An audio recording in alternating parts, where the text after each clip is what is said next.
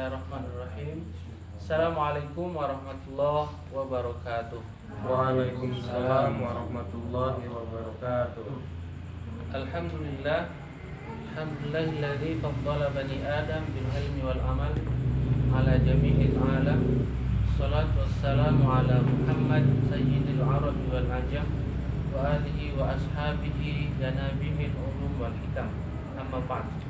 Syukur pada Allah Subhanahu wa taala karena pada malam hari ini kembali kita melaksanakan kewajiban-kewajiban kita, yaitu taklim pekanan, dan semoga selalu istiqomah dalam melaksanakannya. Jikalau kita sehat, maka wajib bagi kita untuk mengikuti program-program thalabul ilmi, karena thalabul ilmi fardhun ala kulli muslimin wa muslimatin. Cari ilmu ini hukumnya wajib bagi kaum laki-laki maupun kaum wanita. Salawat dan salam tercurahkan kepada Nabi kita, Nabi Muhammad Sallallahu Alaihi Wasallam, keluarga, sahabat, dan umat yang istiqomah mengikuti risalahnya. Hari ini kita berthalabul ilmi. Ini adalah salah satu bukti bahwa kita mencintai sunnah Rasulullah. Bahkan Rasulullah mengatakan, man ahabba sunnati faqad ahabbani. Barang siapa yang mencintai sunnahku, maka dia mencintaiku. Wa man ahabbani kana ma'i fil jannah. Barang siapa yang mencintai diriku, maka nanti dia akan bersama-samaku di dalam surga. Salah satu kebiasaan sahabat-sahabat dahulu, mereka selalu berlomba-lomba untuk bermajlis bersama Rasulullah. Ya, bahkan ada sahabat yang rela tidak mau kerja, yang penting bisa ta'lim bersama Nabi. Nah, sekarang tidak ada lagi Nabi, yang ada adalah al-ulama'u warathatul anbiya. Ulama adalah pewaris para nabi. Maka hari ini kita belajar kepada para ulama, karena mencari ilmu ini wajib. Mulai dia paham tentang kewajiban cari ilmu sampai nanti akan masuk ke dalam liang lahat. Artinya sampai seseorang sakaratul maut pun ini harus memakai ilmu, harus mempraktekkan ilmu. Karena sampai sakaratul maut pun ini iblis dia tetap berusaha keras bagaimana caranya umat Nabi Muhammad ini kalau meninggal itu tidak ingat kepada Allah. Maka kalau kita membaca kisah-kisah sakaratul maut, betapa banyak manusia yang begitu wafat, ini justru yang disebut bukan Allah, yang disebut bukan kalimat thayyibah, tapi yang disebut adalah sesuatu yang dulu yang paling dicintainya di dunia. Kalau dia cinta istrinya berlebih-lebihan, maka nanti dia matinya akan ingat nama istrinya. Sebut la ilaha illallah, fulana, fulana, fulana. Kalau dia cinta terhadap pekerjaannya, nanti saat dia akan meninggal, dia pun akan lebih hafal dengan istilah pekerjaannya. Sebut la ilaha illallah, tidak. Bisnisku, usahaku, dagangku. Jadi sampai ingin menjelang kematian pun atau sakaratul maut, ini tetap harus mempraktekkan ilmu. Kata orang mudah mengucapkan kalimat la ilaha illallah Muhammadur Rasulullah saat sakaratul maut, mudah secara teori, tapi secara kenyataan banyak orang-orang yang kalau meninggal banyak yang tidak mampu mengucapkan kalimat tersebut. Kenapa? Karena memang kebiasaan sewaktu hidupnya lebih banyak mengingat dunianya ketimbang mengingat Allah Jalla wa'ala dan sunnah Nabi Muhammad SAW. Mudah-mudahan dengan ilmu kita menjadi mulia, dan ilmu kita pun akan menjadi bahagia dunia dan akhirat insyaallah. Ikhwani wa ashabi jamaah rahimakumullah, kita masuk ke dalam bab hadis yang keempat, itu halaman yang ke-9 dari kalimat al-hadisur rabi', itu artinya hadis yang keempat. Jadi kita bacakan dulu kalimat Arabnya kita terjemahkan, nanti sanad dan matan insyaallah. An Abi Abdurrahman, dari Abi Abdurrahman ya. Ini kita agak cepat ya. Yang mau nulis boleh ditulis di situ. An Abi Abdurrahman, dari Abi Abdurrahman. Di dalam istilah Arab ada kalimat an dan ada kalimat min. An dan min itu sama-sama memiliki arti dari. An dari, min dari. Maka mudahnya kalau an itu menunjukkan untuk orang. An Abi Abdurrahman, dari Abi Abdurrahman. Ada juga kalimat min. Min juga dari, tetapi menunjukkan tempat. Ya. Jadi kalau ada pertanyaannya, saya bertanya ke Rahmat. Min aina anta ya Rahmat? Ana min ma'had. Kamu dari mana Rahmat? Saya dari pondok. Ya. Jadi mudahnya seperti itu. Jadi an itu dari yang menunjukkan manusia, seseorang. Tapi kalau min dari yang menunjukkan kata tempat. Nah, ini asiknya kalau belajar bahasa Arab ini satu arti cuma beda penggunaan. Baik, kita lanjut ya. Dari Abi Abdurrahman, Abdillah. Abdillah tetap nama seseorang. Abdullah ibni Mas'udin, Abdullah bin Mas'ud radhiyallahu anhu qala, semoga Allah meridhoinya. Qala, dia berkata. Jadi kalau orang menyebut nama sahabat, kita dianjurkan membaca radhiyallahu anhu. Ya, misalnya ini barusan tadi misalnya. Atau ada orang menyebut Khalifah Abu Bakar As-Siddiq, kita sunnahnya menjawab radhiyallahu anhu. Kalau ada orang menyebut nama istri Rasulullah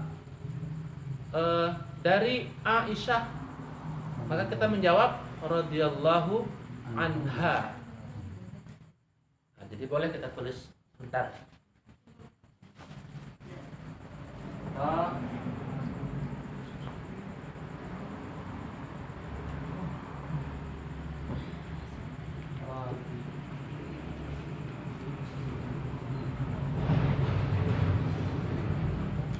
Laki,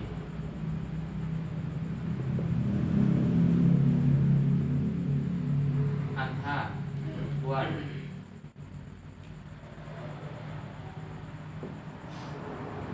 Kalau anhum mereka.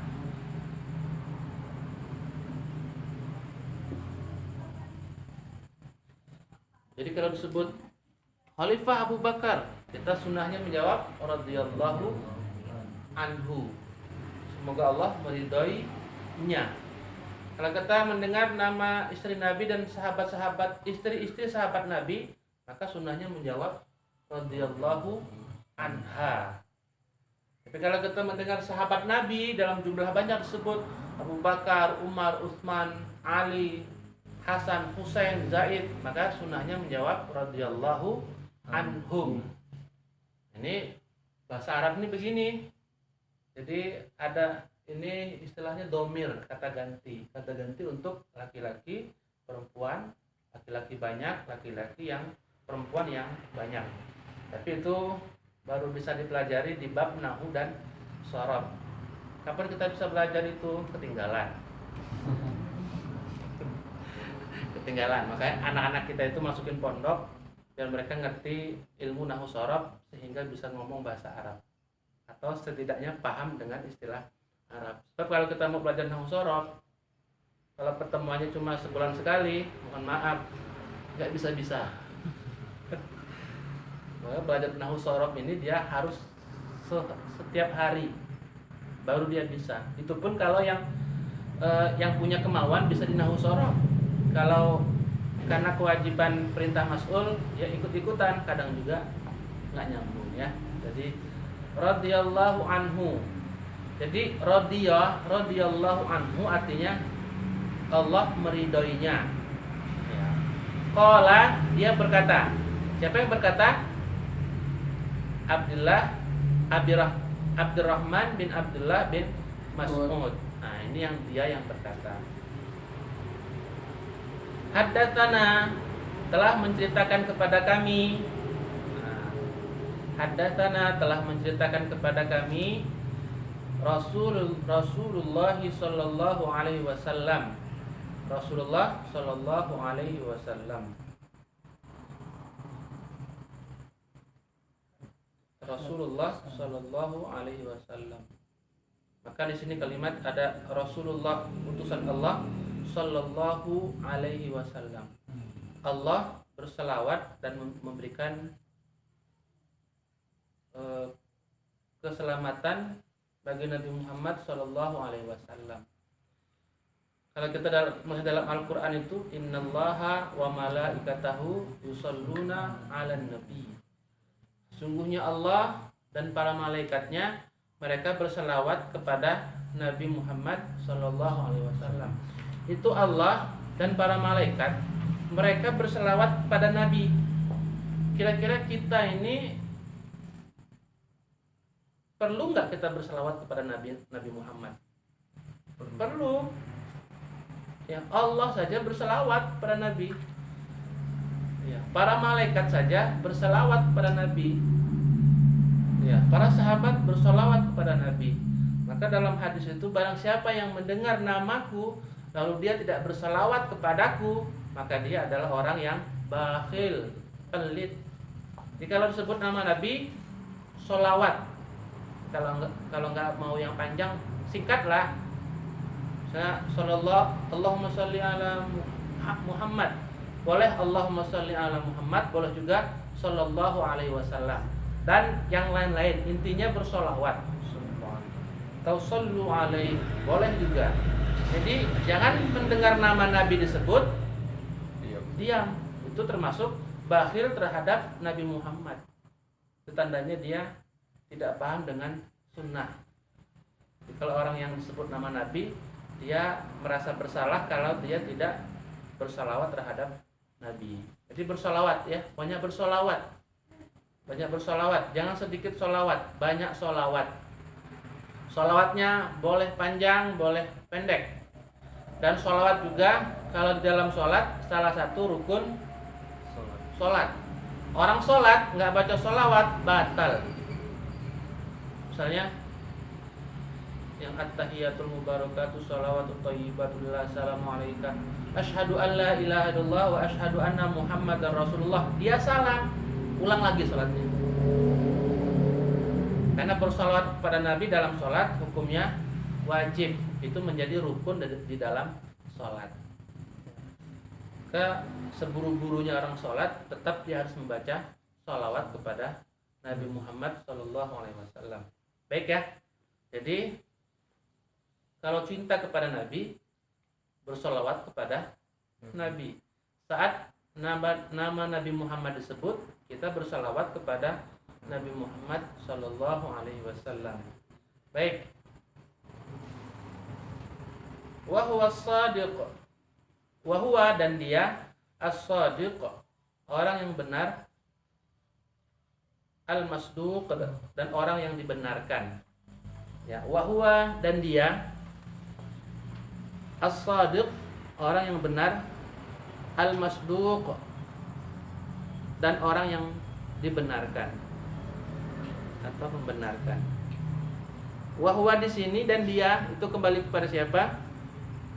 Nabi Muhammad. Wahuwa dan Nabi Muhammad itu as-sadiqul masduq, orang yang benar dan dibenarkan. Gitu.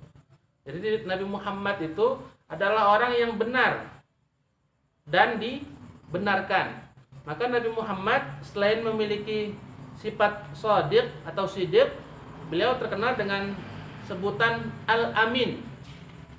Al-Amin, orang yang dipercaya. Sebelum Nabi Muhammad diutus menjadi Rasul, Nabi Muhammad diakui bahwa Nabi Muhammad itu semenjak kecil tidak pernah berbohong. Jadi kalau Nabi Muhammad sudah berbicara, itu semua orang kafir Quraisy percaya kalau Nabi Muhammad benar. Makanya begitu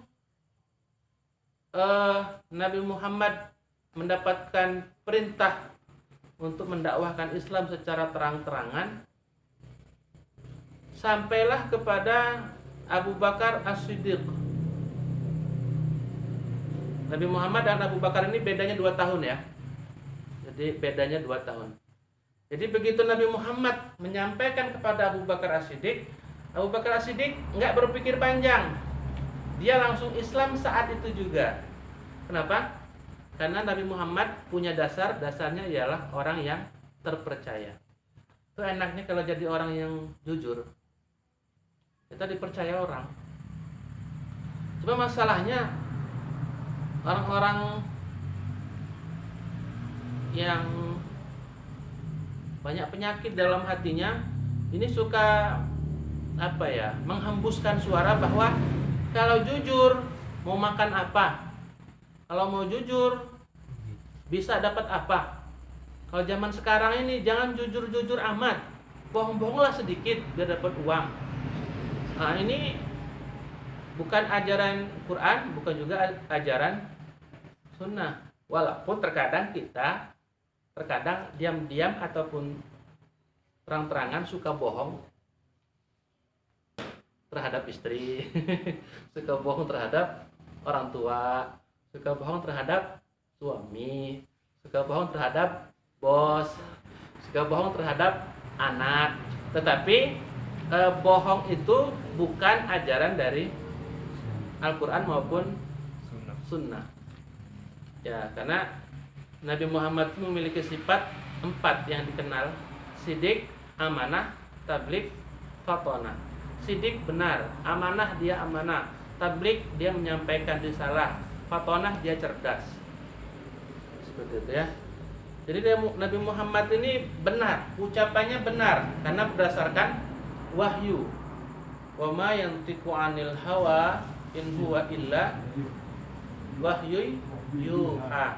Tidaklah yang dikatakan Nabi Muhammad itu berdasarkan nafsunya, kecuali apa yang dikatakannya berdasarkan wahyu.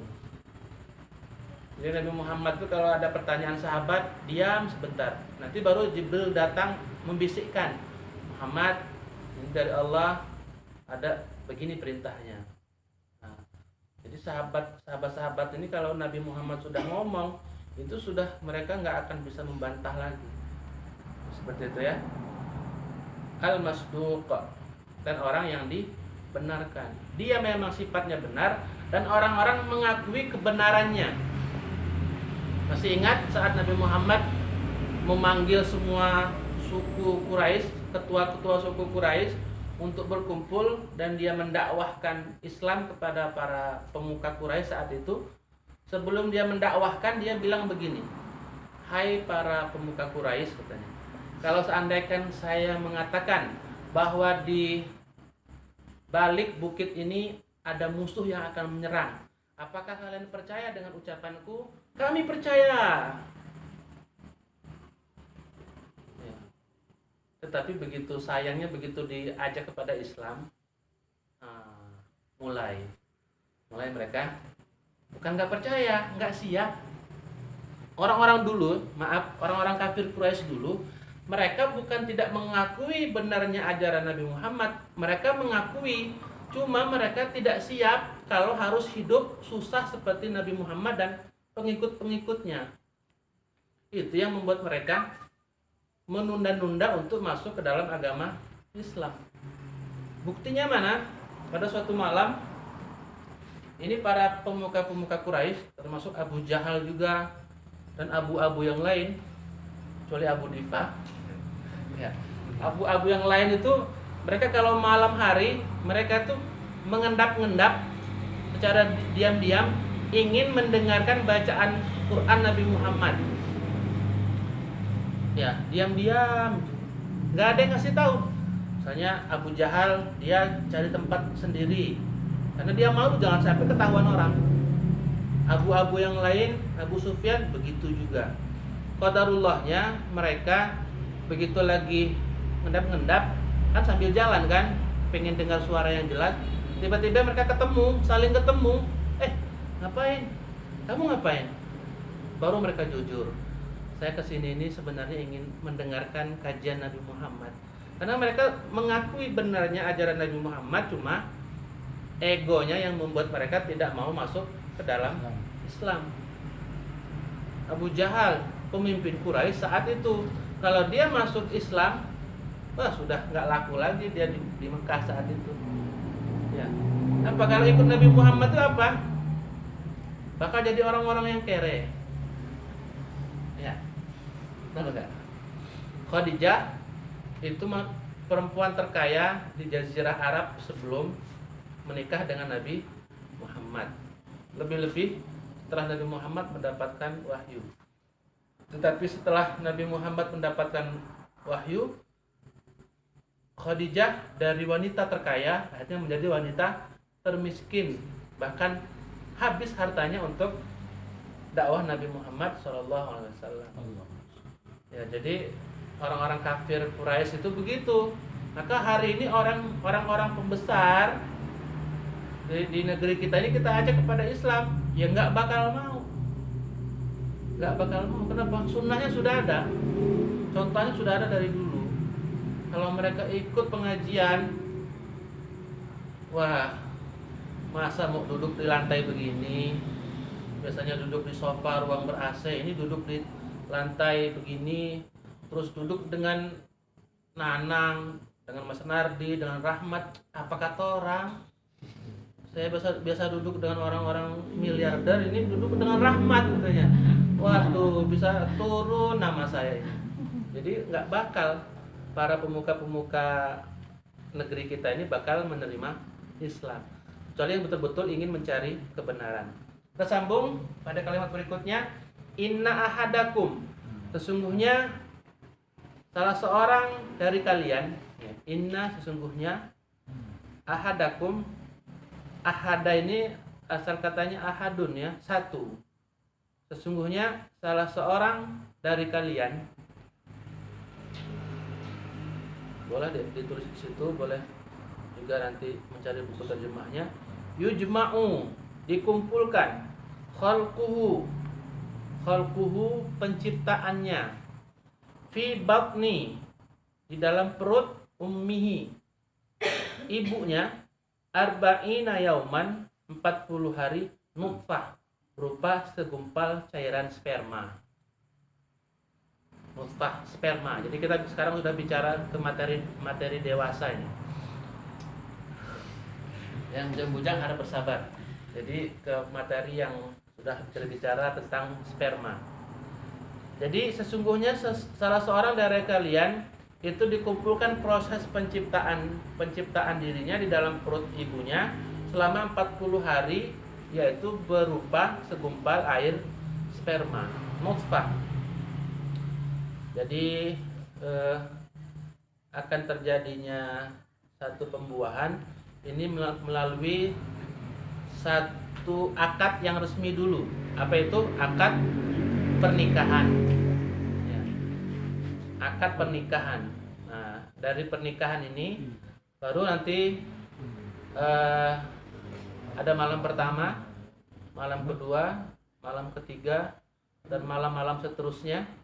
Kalau bahasa orang-orang, berbulan madu. Nah, dari berbulan madu inilah baru akan menuju proses apa?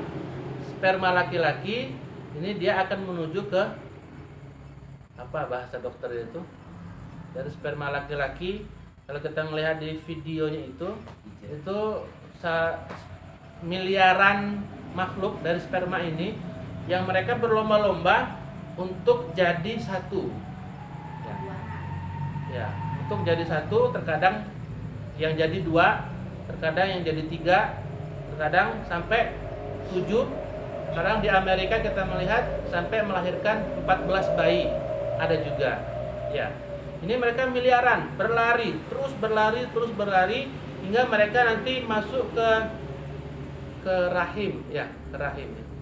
Ke rahim seorang ibu itu semuanya itu berlomba-lomba. Maka melalui satu pintu banyak yang musnah, ke pintu lain banyak yang musnah. Yang jadi ya itulah yang berhasil itu. Itu pun hanya 1, 2, 3. Kebanyakannya umumnya jadinya 1.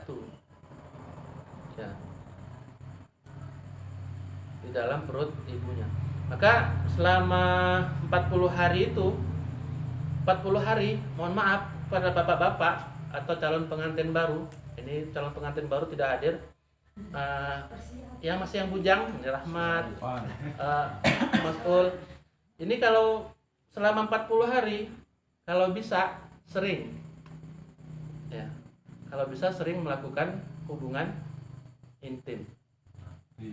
Ya, bagi yang sudah nikah, pengantin baru ini sayangnya calon pengantin baru tidak hadir ini, jadi nggak dapat ilmu ini. Jadi begitu terus 40 hari. Kenapa 40 hari itu dia baru berbentuk segumpal sperma di dalam rahim seorang wanita. Ya, belum menjadi apa-apa. Jadi kalau seandainya 40 hari terus terjadi kecelakaan, mungkin gugur ya, atau gagal misalnya, mungkin salah makan, mungkin jatuh, maka yang di dalam ini tidak perlu dikasih nama.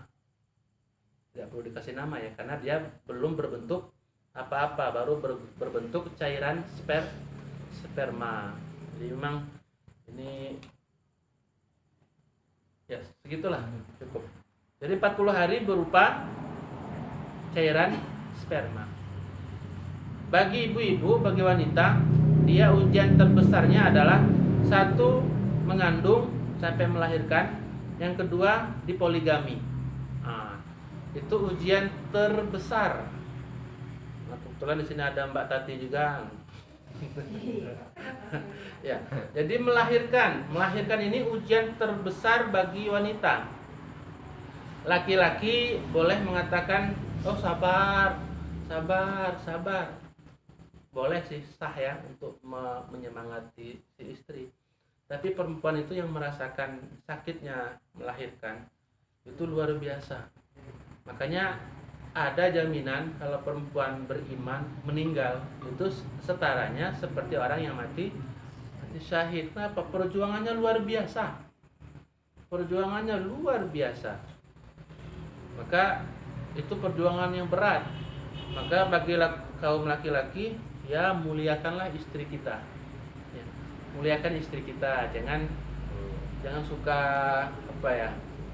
jangan suka nggak jelas, pergi nggak jelas, pulang nggak jelas. Ya, apalagi sampai jadi suami yang pengangguran, lebih nggak jelas lagi. Ya, pengangguran dalam artian jangan sampai jadi suami nggak punya kerja apa-apa, bahkan suami malah minta makan lewat istri. Nah, ini nggak pas.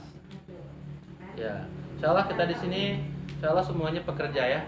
Ada pekerja keras, ada pekerja biasa-biasa, intinya bekerja. Yang kedua di poligami. Poligami. Tetapi ada istilah yang masyhur hari ini, kalau seorang istri pertama dia ridho suaminya menikah lagi, maka dia akan masuk ke dalam surga tanpa hisab. Itu batil. Ya, itu batil. Itu hanya kata-kata yang dipakai oleh laki-laki yang egois. Kalau Umi mengizinkan Abi nikah lagi, Umi itu nanti akan jadi ratu bidadari. Bohong, nggak ada hadisnya. Ngapusi. Itu cuma senjata laki-laki saja supaya istrinya semangat. Iya Abi, iya Mi. Kalau Umi ridho dan Umi nanti hadir sebagai saksi, Abi nikah lagi ke istri yang kedua, Umi dijamin akan jadi ratu bidadari surga nantinya. Itu batil, bohong. Tidak ada hadisnya, mungkar. Ya, jadi kalau kita mau menyemangati istri supaya dia mendukung kita poligami, ya pakai istilah lain lah ya. Jangan jual-jual nama Nabi. Iya. Kalau ke dalam hadis itu dari Ali bin Abi Thalib, man kadzaba alayya muta'ammidan falyatabawwa maq'adahu minan nar. Afwan, itu ada 4 hadis. Kalau dari Ali, la takdzibu alayya fa innahu may yakdzibu alayya yalijin nar. Rawahul Bukhari wa Muslim. Jangan kamu berdusta atas namaku. Barang siapa yang berdusta memakai namaku, maka tempat duduknya nanti di dalam neraka jahanam. Hadis yang kedua dari Anas bin Malik sama juga. Man kadzaba alayya muta'ammidan falyatabawwa maq'adahu minan nar. Begitu juga hadis dari Abu Hurairah serupa. Jangan ngomong, ceramah, cerita, terus musyawarah supaya menang pendapatnya, membuat istilah-istilah yang mengatasnamakan Nabi Muhammad, padahal tidak ada hadisnya. Itu siap-siap dia sudah memesan tiket untuk duduk di atas api neraka. Hati-hati, jangan suka ngelucu tiba-tiba bawa Nabi Muhammad. Ada hadisnya, padahal dia nggak pernah baca hadis. Ada hadisnya itu, saya dengar. Makanya kalau ngaji itu dengar boleh, baca harus.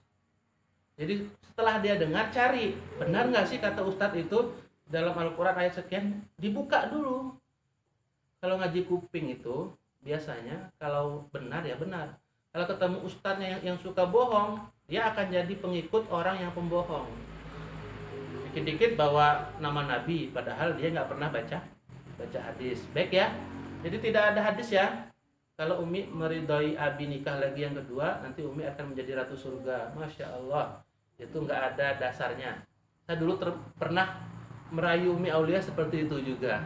Cuma Umi Aulia nggak mempan. Dia prinsipnya kuat.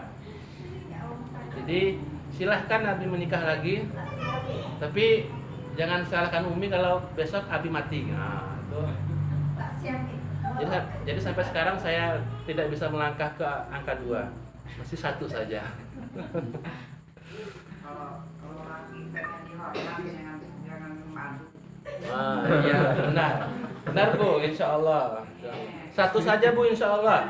Tapi kalau takdir, insya Allah mungkin nambah. Kita nggak bisa menghindar dari takdir.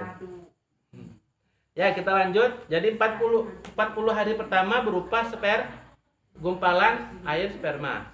Summa yakunu alaqatan mithla dzalik. Kemudian menjadi segumpal darah sama seperti yang demikian itu. 40 hari segumpal sperma, harinya 40 hari yang kedua menjadi segumpal darah. Ini juga masih belum punya nyawa. Ya, jadi segumpal darah. Kita lanjut. Summa yakunu mudghatan mithla dzalik. Kemudian setelah itu barulah dia menjadi segumpal daging. Jadi 40 hari ketiga baru dia menjadi segumpal daging. Jadi 40 hari pertama segumpal sperma, 40 hari segumpal darah, 40 hari berikutnya segumpal daging. Berarti kalau 40 menjadi 120 hari. Maka bayi yang di dalam perut kita itu kalau sudah 120 hari, maka siapkan nama buat si calon bayi ini. Maka sunnahnya laki-laki, seorang bapak ibu itu musyawarah menentukan nama buat anaknya. Jangan dikit-dikit minta ke si fulan, apa sih namanya? Iya, kita mungkin punya nama terbaik sebagai doa untuk anak kita, ya kan? Jangan kalau ada orang Jawa itu namanya ribut, ya ribut aja hidupnya. Sampai sekarang terdengar ribut saja, cerita ribut, kasus ribut, karena namanya ribut. Ya, ya. Ada nama, itu. Jadi nama itu yang terbagus adalah musyawarah antar bapak, si calon bapak dan si calon ibu, tentukan nama. Nama untuk laki-laki sekian nama, minimal 2. Nama untuk perempuan sekian nama, minimal 2. Nah, nanti dari dua itu pilih. Kalau seandainya nanti laki, ini namanya. Kalau seandainya perempuan, ini namanya. Ya. Setelah 120 hari. Ya, baik. Tsumma yursalu ilaihil malak. Kemudian setelah 120 hari diutus malaikat. Fayanfukhu fihi ruh, maka malaikat itu tugasnya meniupkan ruh atau mengirim ruh ke dalam jasad si bayi tadi. Maka 4 bulan dia sudah menjadi manusia. Kenapa? Dia sudah ada ruhnya. 4 bulan pokoknya 4 bulan. 4 bulan dia sudah punya nyawa dan dia sudah disiapkan nama. Bagaimana Ustadz kalau seandainya 5 bulan terus keguguran? Maka dimandikan, disolatkan, dikuburkan, dan kalau yang sekarang di Indonesia batu nisannya taruh namanya, karena dia sudah statusnya manusia, sudah ada ruh, maka bergerak-gerak. Ya, jadi seperti itu. Bagaimana Ustadz, perlukah ada kalau bahasa Dompu selama loko? Kalau bahasa kitanya apa ya? Selamatan bayi, selamatan buat si jabang bayi katanya. Perlukah itu? Dalam Islam tidak perlu. Ya. Karena kalau zaman sekarang ini, kalau sudah acara itu sudah pasti apa ya? Modal. Nah, modalnya itu terkadang ngundang orang. Jadi bukan lagi untuk ibadah, bukan lagi untuk mendoakan anak. Niatnya untuk apa? Bisnis. Nah, jadi ada nggak dalam ajaran Islam doa bareng-bareng terus untuk selama loko atau untuk keselamatan bayi? Itu dalam Islam tidak ada. Ya. Jadi bayi itu selamat saja sih. Nggak ada yang nggak selamat, bayi itu selamat saja. Mereka nanti baru akan terhitung selamat atau tidaknya, baik atau buruknya setelah dia lahir ke alam dunia ini. Fayanfukhu fihi ruh, diutus ruh di dalam bayi tadi, maka dia bergerak. Maka kalau yang sudah punya istri, dia perut istrinya itu kadang dipegang, ditendang gitu kan. Kalau bapaknya pemain bola, gitu tendang, pegang, ditendang tangan bapaknya. Kalau bapaknya suka mukulin orang, ini dipukul, bergerak-gerak maksudnya. Dan bagi yang sedang hamil misalnya, atau nanti punya istri, istrinya itu rajin-rajinlah diajarkan untuk membaca Al-Quran. Ya, karena menurut riset, menurut penelitian, bahwa bayi ini juga mereka merekam kelakuan orang tuanya. Ya, kalau orang tuanya selama mengandung itu dia banyak ibadah, baca Quran, nggak makan haram, nanti yang lahir ini akan menjadi generasi yang hebat-hebat. Imam Syafi'i, Ahmad bin Hambal ditanya, ya begitu mereka udah masyhur, yang ditanya itu ibunya. Hai ibu, katanya, apa yang menyebabkan Imam Syafi'i dan Imam Hambal ini, beda ibu ya, beda generasi juga, sehingga mereka menjadi anak yang sangat cerdas, soleh.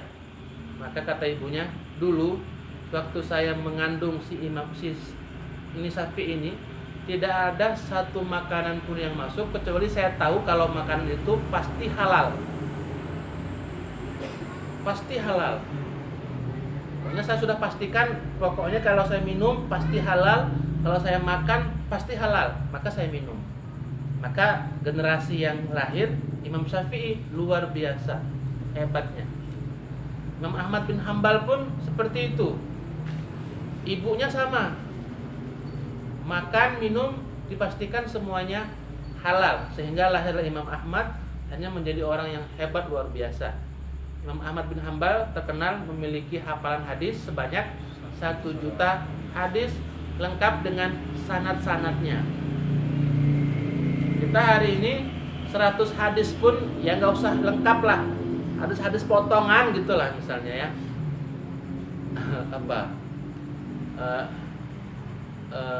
La taghdab walakal jannah misalnya, itu potongan. Kalau ditanya dari siapa ya, nggak tahu. Nah itu dia berarti menghafal hadis belum lengkap. Kalau yang lengkap itu ditanya, ini dari siapa, nanti ini riwayat siapa, sanadnya apa. Nah, disahkan oleh berapa ulama ahli hadis. Nah, Imam Ahmad bin Hambal 1 juta hadis lengkap dengan sanad-sanadnya. Kalau Imam An-Nawawi yang menyusun kitab ini, beliau hafal 300.000 hadis. Ya, yang mengarang kitab ini sudah ada versi terjemahan. Itu bahasa Arabnya. Jadi dia mengarang kitab Hadis Arba'in, salah satunya kitab yang beliau buat, beliau hafal 300.000 hadis. Kita piro? Kita hafal piro? Kita hafal berapa hadis? 10% lah. Berarti kalau 300.000 berarti 10%-nya 3.000 hadis. Ada yang sudah hafal? Belum. Dari 3.000 hadis. Dari 3.000 hadis diambil 10%, berapa? 300 hadis. Ada yang sudah hafal? Belum. Nah, atau ada yang sudah hafal hadis arba'in? 40 hadis, 42 hadis. Kalau di sini tambah 8 hadis dari Ibnu Rajab. Kalau ini berarti ini 50 hadis. Aslinya 40 hadis. Nah, kalau kita hafal hadis arba'in ini, insya Allah untuk dakwah ini sudah sangat, bisa dibilang sudah punya modal yang kuat. Ya, jadi kita kembali. Jadi untuk ibu-ibu yang sedang hamil atau yang merencanakan ingin punya anak lagi, ya kan? Atau yang ingin menikah, nanti punya istri. Nah, nanti kalau istrinya pas hamil suruh baca Quran, banyak baca Quran. Dengerin murotal, dengarkan ceramah. Jangan disetel dangdut, jangan disetel Inul, jangan disetel Dewi Persik. Nanti begitu keluar dia punya cita-cita menjadi penyanyi dangdut yang gak karu-karuan. Jadi itu harapan. Dan tidak ada orang tua yang sebenarnya berdoa buruk. Tidak ada, semuanya berdoa baik untuk putra-putrinya. Terkadang cara mereka melahirkan generasi terbaik terkadang tidak sesuai dengan syariat. Baik seperti itu. Waktu masih. Berapa lagi?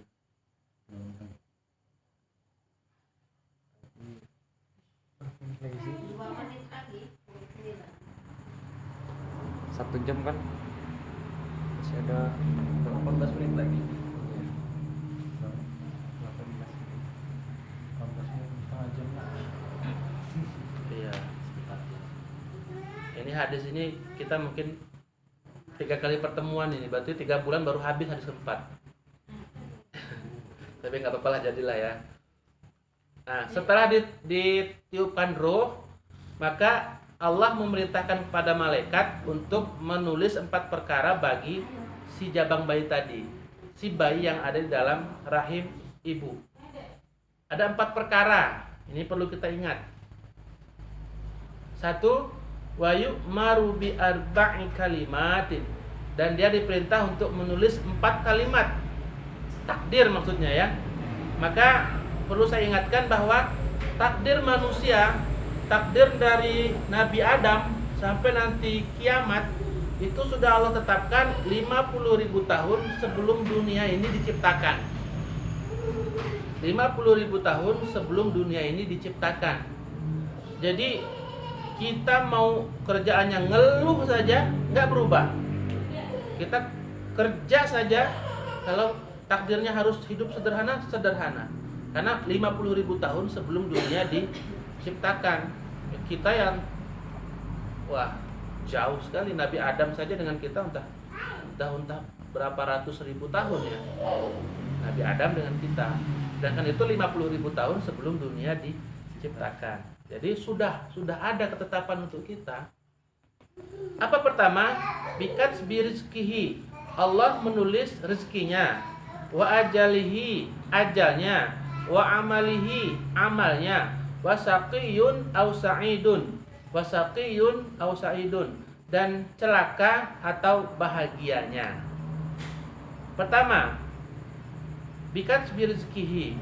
Allah menulis rezekinya. Maka kalau dalam Al-Quran, dalam hadis, itu Allah selalu menggunakan domir ha, hi, hu. Domir hu atau hi untuk laki-laki. Kenapa? Kalau sudah memakai domir laki-laki, otomatis perempuan juga ikut. Ya. Kenapa Allah itu pakai Allahu bukan Allaha? H untuk perempuan. Ya. Nah, itu nanti bahasannya. Ya, kata gantinya seperti itu. Bikan rizkihi, dengan menulis rizkinya. Dari pagi kita kerja keluar, yang kerja ikut orang di perusahaan atau di rumah sakit atau di pabrik, dari jam 7:30 pulang jam 5 misalnya, dia kerja. Dengan kerja ikut orang itu tidak menentukan kalau dia pasti dapatnya segitu ya, walaupun bulanannya 3 juta misalnya, atau kalau yang ini 2.200.000 ya. Rezekinya Allah tulis, walaupun dia sudah merasa saya enaknya kerja bulanan, pasti gajinya belum tentu juga. Siapa tahu sebelum dia terima gajian ketabrak mobil meninggal, maka rezekinya tidak menjadi milik dia. Ya.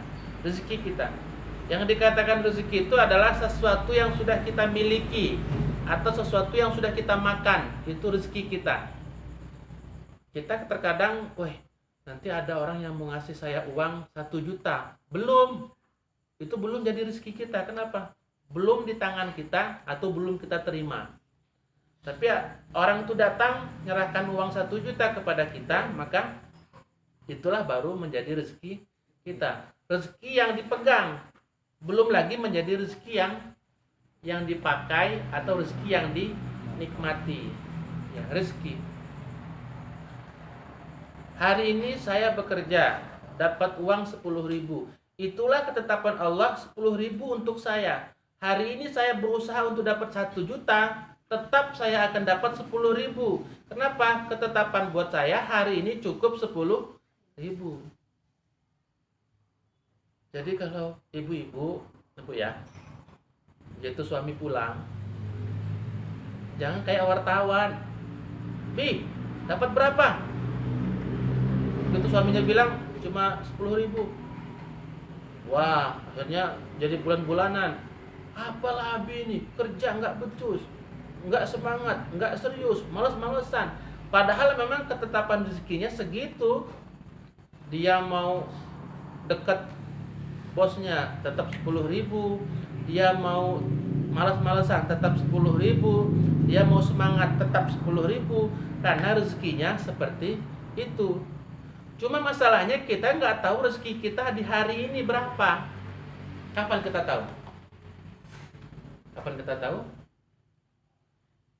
Sampai kita tidur. Itulah rezeki yang Allah sudah tetapkan untuk kita. Dari kita bangun tidur, subuh lah ya, hitungannya subuh. Kalau ya bangun tahajud, sholat tahajud beda-beda. Ada yang bangun jam 2, jam setengah 3, jam 3, setengah 4, boleh. Jadi tahajud itu boleh dimulai setelah kita bangun tidur. Untuk jamnya kapan saja sebelum azan subuh. Cuma yang terutama sholat tahajud itu di 1/3 malam. Kapan itu? Jam setengah 3 atau jam 3 malam. Nah, kita bangun jam 3 malam, terus kita sholat segala macam. Ini rezeki yang berupa bentuk uang atau barang ya. Dapat kerja sampai kita tidur.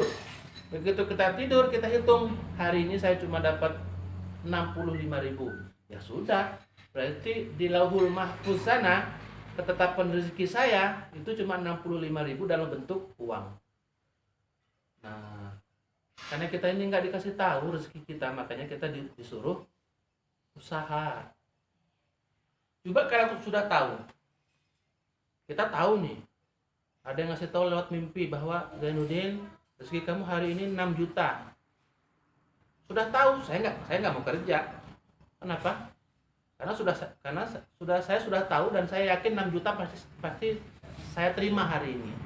Cuma karena kita tidak tahu, wajib bagi laki-laki yang sudah dewasa untuk bekerja. Bekerja itu nggak mesti dapat uang juga sih ya. petani itu kerjanya kapan dia dapat uang? Pas panen saja. Berarti kalau kerja berarti harus dapat uang. Berarti petani itu maksiat semua? Ya enggak. Pokoknya kerja intinya. Ada yang kerja dapat hari itu, pedagang, pembisnis itu dapat hari itu. Kalau petani tambak, petani orang kerja kebun itu dia dapat rezekinya bisa jadi pekanan, bisa jadi bulanan, bisa jadi 3 bulan sekali. Jadi kita kembali, rezeki kita sudah ditetapkan oleh Allah Subhanahu wa taala. Dapat hari ini 50.000 rupiah, kita mencela-cela Allah, kita marah-marahi Allah, kita nggak ridho dengan Allah, kira-kira bisa ngubah nggak? Nggak berubah, tetap 50.000. Kita bersyukur tetap 50.000, kita marah-marah tetap 50.000. Istri dapat jatah belanja cuma 20.000, syukurin saja. Ngomel-ngomel ke suami tetap 20.000. Kenapa? Suaminya banyak pengeluaran. Ya gitulah ya. Jadi bagi yang sudah punya istri. Nah, jadi kita dapat 50.000 nih Bu. Ya Bu, dapat 50.000. Marah-marah, bersyukur, tetap nggak akan berubah, tetap 50.000. Kita pilih mana? Bersyukur. Marah-marah 50.000. 50.000 sedikit, terus dosanya banyak. Kenapa? Udah marah-marah. Biasanya kalau sudah marah-marah itu larinya ke Allah. Allah nggak adil. Allah ini pilih kasih. Kita sudah kerja keras, kena tipu. Kita sudah kerja keras, hasilnya sedikit. Biasanya kadang-kadang Allah juga kena itu. Kita marahin Allah. Padahal kita mau memarahin kepala desa saja kita mikirnya minta ampun. Ini Allah berani sekali kita marahin tiap hari. Ya. Bersyukur juga 50.000, enggak juga akan berubah. Oh alhamdulillahirabbil alamin, ya Allah terima kasih banyak. Tiba-tiba jadi 500.000, enggak mungkin. Karena ketetapannya segitu. Maka pilihannya kembali ke kita. Dengan penghasilan yang segitu, kita mau milih kufur atau syukur. Nah, itu kembalinya ke kita. Tentunya kembali kepada menurut iman masing-masing. Nggak akan berubah. Maka kalau orang bersyukur ini, itu kita ngelihat wajahnya enak. Nggak usah dulu yang lain lah. Wajahnya itu enak-enak dilihat. Nggak cemberutan maksudnya. Ketemu cemberut. Kenapa Hi? Hujan terus. Kenapa Hi? Panas terus. Kenapa Hi? Sepi. Itu raut wajahnya lain dibandingkan dengan orang bagaimana kabar Hi? Alhamdulillah, masya Allah, masih diberi kesehatan. Itu raut wajahnya beda ya, karena orang bahagia itu dia saraf-sarafnya itu apa? Saraf-sarafnya itu kendor apa kencang? Kendor. Enak, fresh. Makanya orang banyak jarang senyum itu berarti orang banyak masalah. Tetapi enggak juga, ada juga orang yang memang nggak bisa senyum, memang gennya juga. Ada gen orang yang nggak bisa senyum tuh ada. Saya menemukan beberapa orang kalau ketemu itu pura-pura ketawa, senyum tuh susah minta ampun. Diajak ngomong diam. Ini diam, mukanya tuh datar. Senyum enggak, marah enggak ketebak. Jadi akan kelihatan orang itu bahagia atau tidaknya kalau hatinya tenang. Nah, tenangnya hati ini tetap ada proses latihan ya. Saya yang bicara ini pun juga cuma berteori. Prakteknya itu ya masing-masing kembalikan. Dan kalau kita suka mencela Allah, berarti kita tidak percaya dengan ketetapan Allah. Ya, udahlah percaya. Kita ini segitulah jatah kita, ya sudah segitu. Cuma tetap kita harus berusaha. Kapan selesainya? Pas kita tidur. Nah, besok pas bangun tidur kita usaha lagi. Pas kita mau tidur sekian dapatnya, berarti inilah ketetapan Allah dalam bentuk uang atau barang. Nanti kesehatan lagi. Ya, ada orang banyak uang, punya uang, kaya raya, tapi punya penyakit stroke. Kira-kira bahagia nggak? Nggak bahagia. Kaya, banyak uang, diabetes, gula darah. Ada yang gula kering, ada yang gula basah. Yang kering kurus kerempeng, yang gemuk gemuk saja. Padahal gula darah. Makan serba pantangan. Nggak boleh makan nasi dulu, nggak boleh gula, nggak boleh roti, nggak boleh yang manis-manis. Makannya apa? Oh iya. Rebus-rebusan. Uangnya banyak, nggak ada guna lagi uangnya itu. Maka kesehatan juga termasuk daripada rezeki dari Allah Subhanahu wa taala. Saya masih ingat, saya dulu masih kalau malam Jumat dulu masih suka diundang yasinan ke rumah orang yang nggak bisa buang angin. Ke rumah orang yang nggak bisa kan kentut. Benar, ini nyata. Saya termasuk pelaku juga. Jadi kalau setiap malam Jumat dia mengundang orang-orang alim menurut beliau, diundang itu minta didoakan supaya dia bisa kentut, bisa buang angin. Kalau kita ini, wah alhamdulillah bisa buang angin itu luar biasa. Benar, luar biasa. Iya. Saking bolehnya asal kumpul bersuara. Nah, ini saking nikmatnya dari Allah Subhanahu wa taala. Tapi orang tadi sempat ditanya oleh almarhum bapak saya, ini berapa sudah habis uang untuk biaya ini? Kalau 100 juta mah katanya sudah lebih. Ini hampir 200 juta katanya. Saat saya masih bujang, nggak bisa buang angin, jadi masalah. Ya. Belum lagi yang nggak bisa BAB, lebih besar lagi masalah. Kita ini bersyukur ya, BAB lancar. Nggak lancar cari pepaya, lancar. Coba kalau nggak bisa lagi. Biasanya yang begitu tuh orang-orang kaya atau orang-orang yang kurang sedekah biasanya dapatlah yang begitu. Makanya dia dengan begitu uangnya itu diambil oleh Allah melalui penyakitnya, keluar saja uangnya itu. Ya. Jadi begitu sampai beliau meninggal,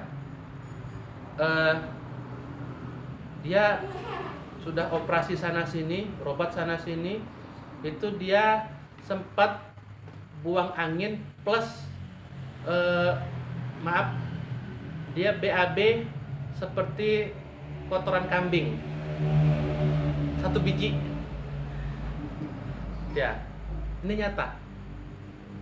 Jadi dia sebelum meninggal udah ya menjelang sakratul maut lah ya, dia buang angin sekali, sambil buang angin itu keluar kotorannya seperti kotoran kambing. Ada kan ya yang kayak kelereng itu, 1. Gak lama dari situ dia meninggal.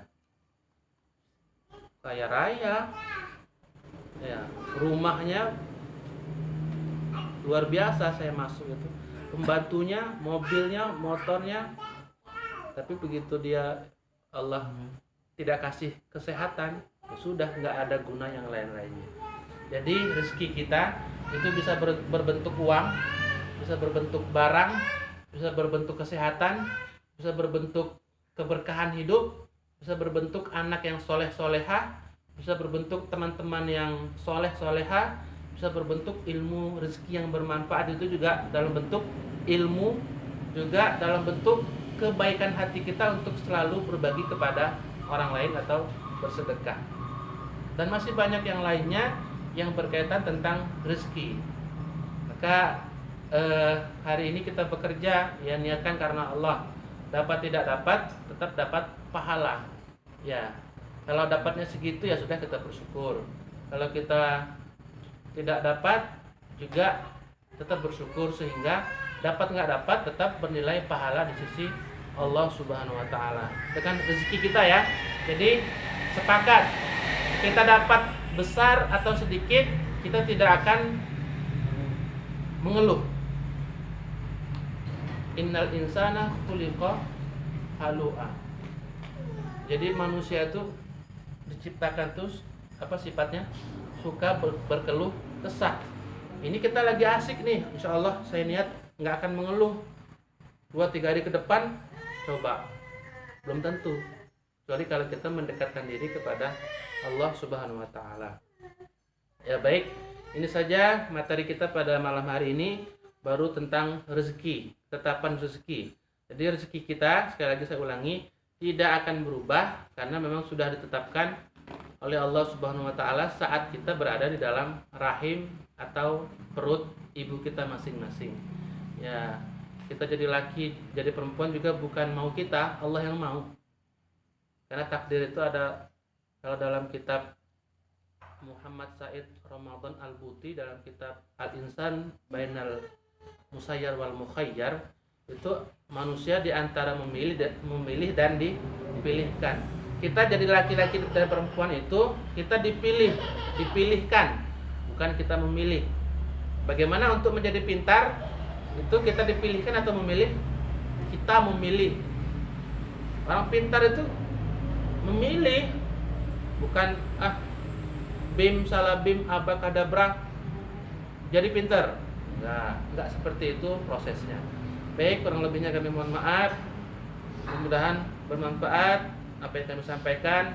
Jika terdapat pendapat yang tidak tepat, boleh ditinggalkan, dan jika benar, semoga Allah permudah diri kita untuk mengamalkan ajaran atau syariat Allah Subhanahu wa taala untuk kehidupan kita sehari-hari. Kami akhiri, Assalamualaikum warahmatullahi wabarakatuh. Waalaikumsalam warahmatullahi wabarakatuh. Mungkin ada yang ingin bertanya? Assalamualaikum warahmatullahi wabarakatuh. Waalaikumsalam warahmatullahi wabarakatuh. Bertanya tentang makanan yang masuk di dalam perut ibu. Terkadang ada